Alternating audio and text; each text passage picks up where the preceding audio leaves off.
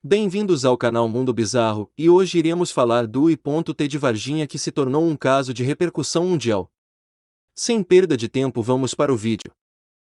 Varginha, MG, transformou-se na capital brasileira da ufologia desde que o relato da visão de uma criatura estranha por 3 garotas ultrapassou suas montanhas e correu o mundo. Elas garantem que atravessavam um terreno baldio às 15h30 do sábado 20 de janeiro de 1996 quando, a 7 metros de distância, viram um ser marrom escuro de pele viscosa.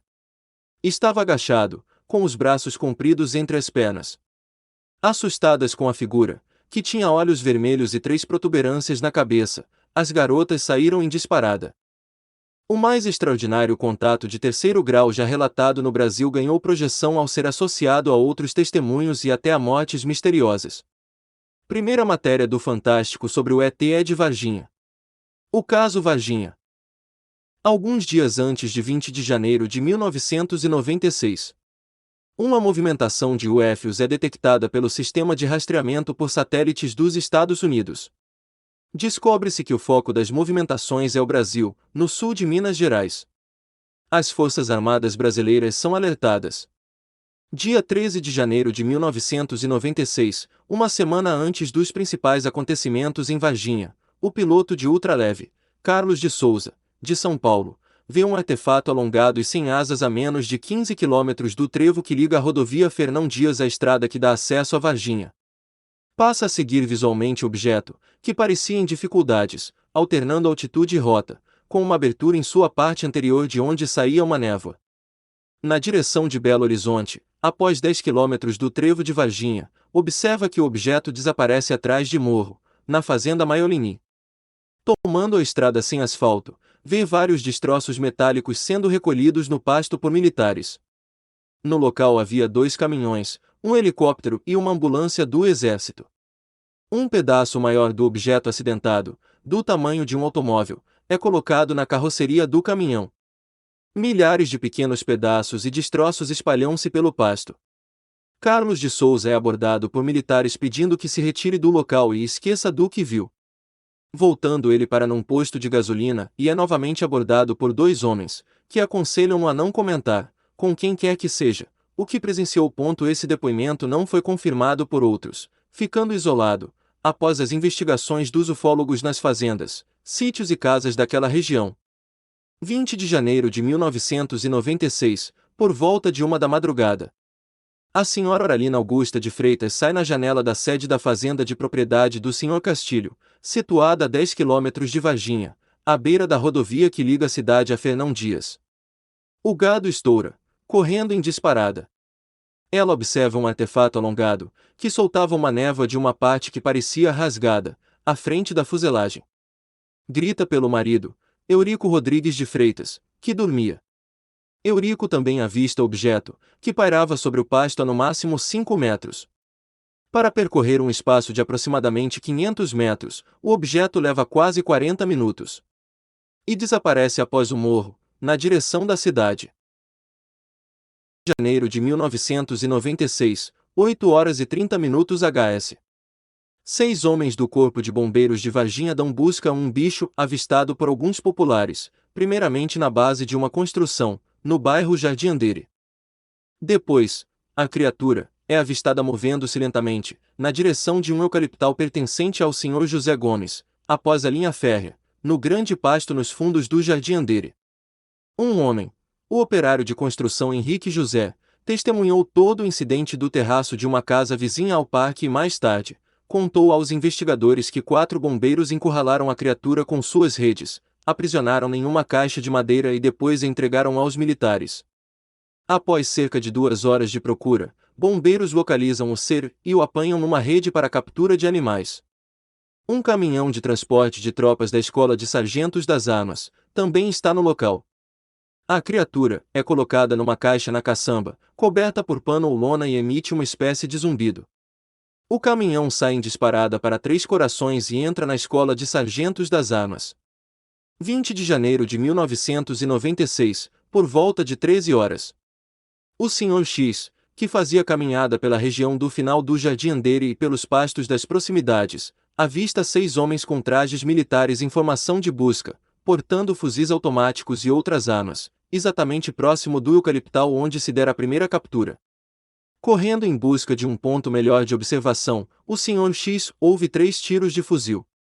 Logo depois avista aqueles homens subindo pelos terrenos anteriores ao pasto, carregando 2 sacos. Num deles algo se mexia. 20 de janeiro de 1996, 15 horas e 30 minutos. Liliane Fátima Silva, 16 anos na época, sua irmã Valquíria Aparecida Silva, 14, e Cátia Andrade Xavier, 22, tentam um caminho mais curto para o bairro Santana, vizinho ao Jardim Andere. Ao passarem ao lado de uma oficina mecânica, na rua Benevenuto Braz Vieira, 2 quadras acima do pasto e eucaliptal, param surpresas diante de uma criatura cuja pele brilha como se estivesse bisuntada com óleo. O ser, de olhos vermelhos e arredondados, saltando para fora das órbitas, sem pupila e íris, agachado ao lado do muro da oficina mecânica, volta lentamente a cabeça na direção das garotas. Elas não se recordam de características de boca e nariz daquele ser. Com veias arroxeadas e saltadas à altura das espáduas, com longos e finos braços e pés enormes, traz na caixa craniana avantajada 3 protuberâncias, dando a impressão de chifres. As 3 garotas gritam e disparam em direção à sua residência, onde chegam em prantos e em pânico. 20 de janeiro de 1996, 17 horas e 30 minutos HS. Uma chuva torrencial com queda de granizo amedronta a população.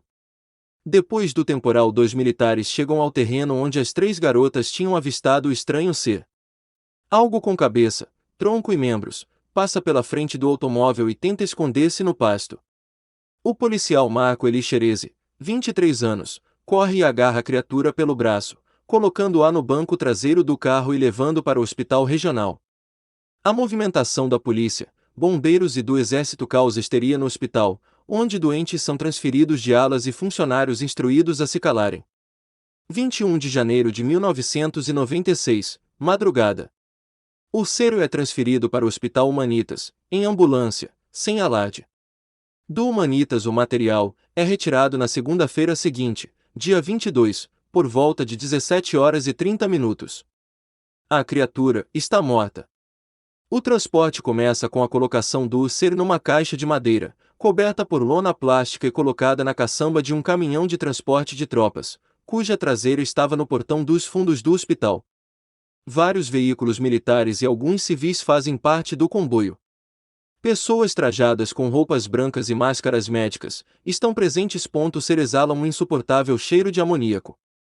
O comboio parte para a cidade de Três Corações e para dentro da Escola de Sargentos das Armas. Dia 23 de janeiro de 1996, às 5 da manhã. O mesmo comboio parte para Campinas SP, conduzindo 2 cargas. O cadáver retirado do Hospital Humanitas e uma caixa ventilada contendo algo vivo. Após parada na Escola Preparatória de Cadetes, em Campinas, outros veículos militares conduzem o material para as instalações da Unicamp. Durante uma semana, uma equipe de pesquisadores e cientistas cuida de análises, exames e testes nas criaturas. Dela faz parte o conhecido médico legista professor Fortunato Badam Palhares.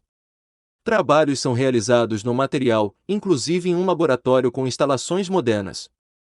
Não se sabe o destino de tais seres após Campinas. Em 7 de fevereiro de 1996, Marco Eli Xerezi submete-se a uma cirurgia para retirar uma pústula da axila direita. Com fortes dores e início de paralisação, é internado e morre 8 dias depois, de tromboembolia séptica pulmonar, conforme conclusão de necropsia.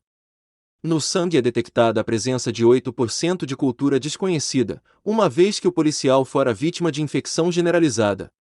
Em 21 de abril de 96, o DNA. Terezinha Galo Klepp, em um restaurante dentro do zoológico de Varginha, viu uma estranha criatura, idêntica àquela vista pelas jovens, com uma única diferença: tinha uma espécie de capacete na cabeça. Na época, morreram estranhamente 2 veados, uma anta, uma jaguatirica e uma arara azul. Após as análises, não foi descoberta a causa para essas mortes. A versão oficial em 11 de março de 1997, Maurício Antônio Santos, 44, comandante do 24º Batalhão de Polícia Militar de Varginha, em depoimento à ESA de Três Corações, afirmou que o suposto extraterrestre observado pelas meninas era, na verdade um cidadão varginhense de 30 e poucos